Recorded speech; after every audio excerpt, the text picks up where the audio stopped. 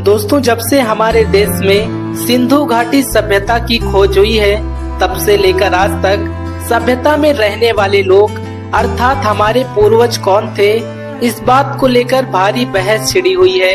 क्योंकि अलग अलग संप्रदाय इस सभ्यता पर अपना दावा करते हैं। ऐसे में साइंस एवं टेक्नोलॉजी के आधुनिक दौर में विज्ञान की इस पर क्या राय है, इसको भी समझना बेहद महत्वपूर्ण हो जाता है। हालांकि आज भी अनेकों इतिहासकार एवं पुरातत्वविद इस विषय पर अपना अध्ययन जारी रखे हैं, लेकिन हाल ही में हुई कुछ महत्वपूर्ण पुरातात्विक खोजों और वैज्ञानिक निष्कर्ष इस जवाब के काफी करीब पहुंच चुके हैं। तो चलिए दोस्तों, आज हम वैज्ञानिक निष्कर्षों के आधार पर हमारे देश के मूल निवासियों के बारे में जानकारी हासिल करते हैं। दोस्तों, चैनल पर नए हैं तो चैनल को सब्सक्राइब कर लीजिए। वीडियो अच्छी लगे तो वीडियो को लाइक करके दोस्तों के साथ शेयर जरूर करें। सन 1921 में जब से भारत के उत्तर पश्चिमी क्षेत्र में हड़प्पा नगर की खोज हुई है, तब से भारतीय उपमहाद्वीप के इस क्षेत्र पर हड़प्पा कालीन नगरों का सिलसिला ही मानो शुरू हो गया है, जिसके चलते आज तक हमने लगभग 1500 हड़प्पा कालीन नगरों की खोज कर ली है। उनमें से एक महत्वपूर्ण नगर है राखी गढ़ी।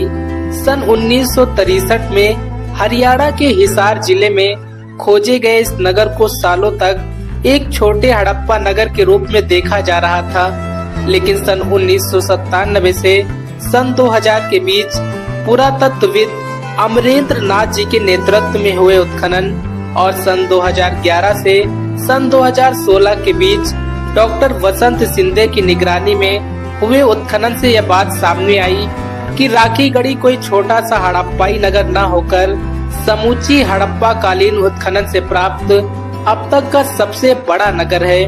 और यहाँ से प्राप्त बड़ी मात्रा में अवशेषों की कार्बन डेटिंग जांच करने से ये भी साबित हुआ है कि उनमें से कुछ अवशेष 4500 ईसा पूर्व पुराने थे। इससे एक बात तो स्पष्ट हो जाती है कि राखी गढ़ी नगर वासियों ने सिंधु घाटी सभ्यता के शुरुआती दिनों और पतनों को जरूर देखा होगा। इसीलिए राखी गढ़ी से प्राप्त अवशेष सिंधु घाटी सभ्यता को समझने के लिए सबसे उपयुक्त माने जाते हैं। अप्रैल 2015 की बात है। राखी गढ़ी में डॉक्टर वसंत सिंधे जी की निगरानी में चल रहे RGR-7 टीले के उत्खनन के दौरान लगभग 4600 साल पुराने कंकाल के अवशेष प्राप्त हुए। इन अवशेषों में एक महिला, एक बालक और 2 पुरुषों के कंकाल शामिल थे।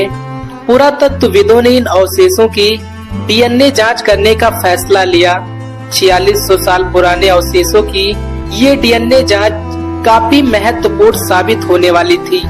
लगातार 3 सालों तक चले इस DNA जांच के निष्कर्ष को सितंबर 2018 में दुनिया के सामने रखा गया। जैसे ही ये निष्कर्ष दुनिया के सामने आया, दुनिया भर के कई इतिहासकार हैरत में पड़ गए, क्योंकि DNA जांच में ये स्पष्ट रूप से कहा गया था कि सिंधु घाटी सभ्यता में रहने वाले लोग आज के उत्तर भारत में रहने वाले लोगों से काफी अलग थे।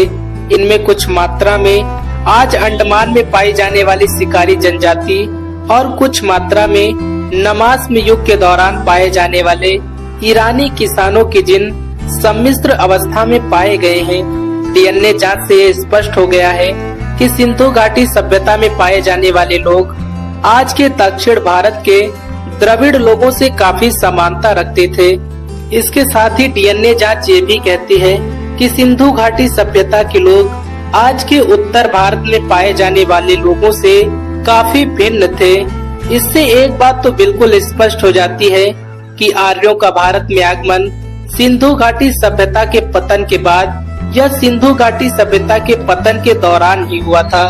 राखी गढ़ी से प्राप्त DNA जांच से हमें अब यह भी स्पष्ट हो चुका है कि अफ्रीका के जंगलों से निकला आदिमानव अपनी लाखों साल की यात्रा के दौरान दुनिया भर में फैला और विभिन्न प्रजातियों में विभाजित हुआ, जिनमें से कुछ प्रजातियों ने खेती करना प्रारंभ कर दिया, तो वहीं कुछ लंबे समय तक शिकार पर ही आधारित थे।